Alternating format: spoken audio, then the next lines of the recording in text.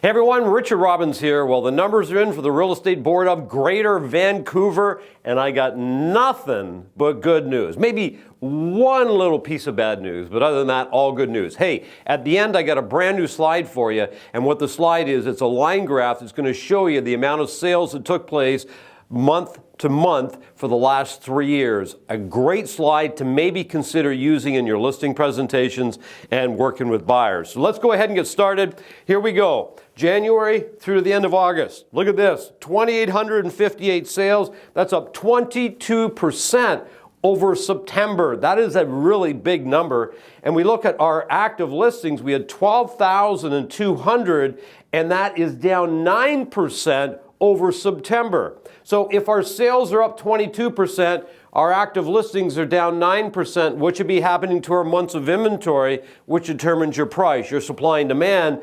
Obviously going way down, it's down 25.7%. Now, as I always say, your 4 to 6 months of inventory is balanced. Above 6 is going to be a buyer's market, your prices are weakening. Below 4 is going to be a seller's market, and your prices are strengthening. Look at this, we have moved right into a balanced market, everybody. Look where we started, 9.8, almost 10 months of inventory, and you can see what's going on here, and now we're at 4.3.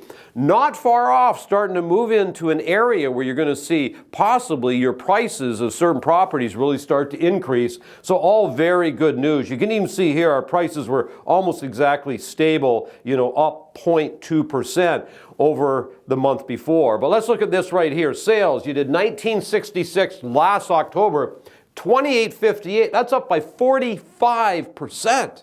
This is a huge number right here. And then what about price? Well, yes, your prices are down year over year. Why? Because very much of the end of last year and most of the first part of this year, you're in a buyer's market where prices were falling. But now, again, as I showed you back here, prices are now starting to stabilize a little bit. And of course, what you're going to start to see is you're probably going to start to see this increase. If not the end of this year, you're going to start to see that increase definitely as we get into the first part of next year. So basically, all good news here.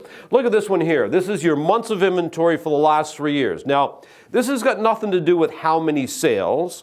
This is only supply and demand, months of inventory. So look at 2017, we're just above 4.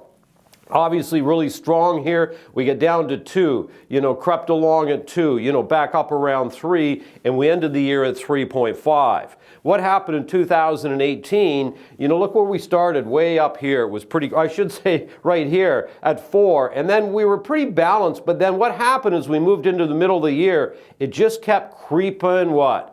Kept creeping up till we got to 9.6. Of course, okay, we started this year at almost 10 months of inventory. Very, very high. Came down a little bit as we get into the spring, as it generally does. May, it dipped a little bit, but you're still sitting here and very close to a buyer's market, back up to a buyer's market, we're over 6. And then look what started to happen. We dropped down below last year's line. Do you see that? This is really important. So we dropped down below 2018, okay, and you can see the gap here is increasing, isn't it?